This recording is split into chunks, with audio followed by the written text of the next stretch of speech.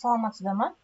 Бүгін біз Scratch платформасындағы идеялар терезесі туралы нақтылар көрсетіп кететін боламыз. Ең алғаш идеялар терезесі батырмасын басамыз. Осы идеялар терезесі бізге не үшін керек? Егер біз Scratch бағдарламасымен жұмыс жасау барысында өзімізге бір жоба табу қиындық туындап жатса, немесе жаңадан жоба құрастыру, немесе мұғалімдер оқушыларға қандай тапсырма беретін кезде ойланатын болса, онда өзінің шығармашылық кризис деп айтамыз ғой, сондай жағдайда болған кезде осы идеялар терезесі өте қажет болады. Ол үшін бірінші бетте бізде идеялар генераторы орналасқан. Мынау жұлдызшаны басу арқылы сіздерге жобаның атауы не туралы қосылу керек екенін, және де ол қалай болу керектігін көрсетеді. Мысалға бассақ, Generate идея. Міне, проект День из жизни, ужасная игрушка, мысалы. Одан кейін сбор ракушек деген сияқты тапсырмаларды орындау арқылы оқушыларға осындай тапсырмалар беріп отырсаңыздар болады. Яғни оқушылар өздерінің бір күндік қалай өтетіндері туралы жалпы жоба жасаса болады. Одан бөлек идеялар бөлімінде Scratch дегеніміз қандай ақпараттар бар, қалай басталу керек, одан кейін барып қандай кітапханалар орналасқан, қандай бастапқы жобалар туралы бар, кодтау карталары, немесе Scratch-тің YouTube каналына сілтеме орналасқан. Одан бөлек әртүрлі бағыттар бойынша үйретуге арналған видеолар орналасқан. Бірақ бұның жерде ескеріп айтып кететін жер, барлығы бізде ағылшын тілінде орналасқан. Себеп бұл ағылшынша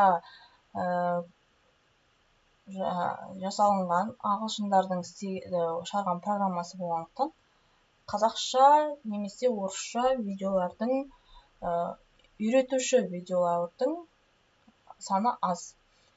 Бұл проекттердің арасында ондай жаңағы сайт платформаның өзінде ондай видеолар жоқтың қасы. Одан бөлек сіздерге әртүрлі кодтардың карталары орналасқан, және де жүктеу үшін сілтеме орналасқан, әрі жиі қолданатын сұрақтар мен форумдар туралы да айтқан болатын. Неден бастауға болады, бастапқы өлшемеде қандай тапсырмалар орналасқан, қалай ұшыруға болады, сол туралы бассаңыз, соның ішінде видео көрсетіледі. Бұл видео міндетті ағылшын тілінде видео. Келесі Фордың аспан тонын таңдау, кейіпкерлерді қалай қосасыз, яғни жаңағы әртүрлі объект қалай жасау керектігін көрсетіп отырады. Осылай сіздерге рет-ретімен диалогтық терезеде қалай тапсырманы орындауға, жаңағы ұшатын кейіпкерді қалай құрастыруға болады көрсетеді. Одан бөлек жаңадан келгендерге арналған жобалар бар. Бұл енді қолданушыларға қиындық тудырмас үшін бірден үлкен күрделі жобалармен емес, бастапқы базалық проекттерді көрсетуге мүмкіндік береді. Мысалға, оның өзі бірнеше бөліктерден тұрады. Мысалға, біріншісі анимациялық, ойындар, интерактивті өнер, музыка, әңгімелер деген сияқты.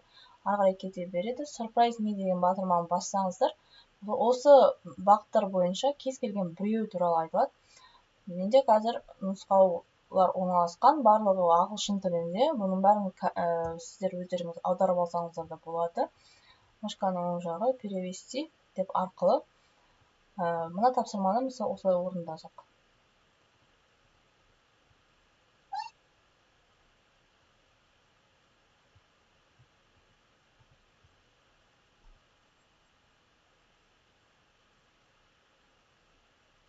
Сіздерге міне подсказка берілген, осының ішінде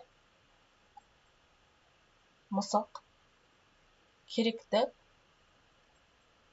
объектілерге үстіне апарған кезде өзі дыбыс шығу арқылы көрсетеді.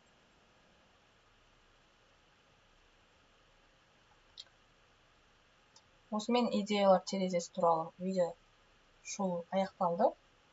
Келесі видеода мен сіздерге платформадағы мұғалімге арналған ұсыныстар туралы айтып өтетін боламын. Сау болыңыздар.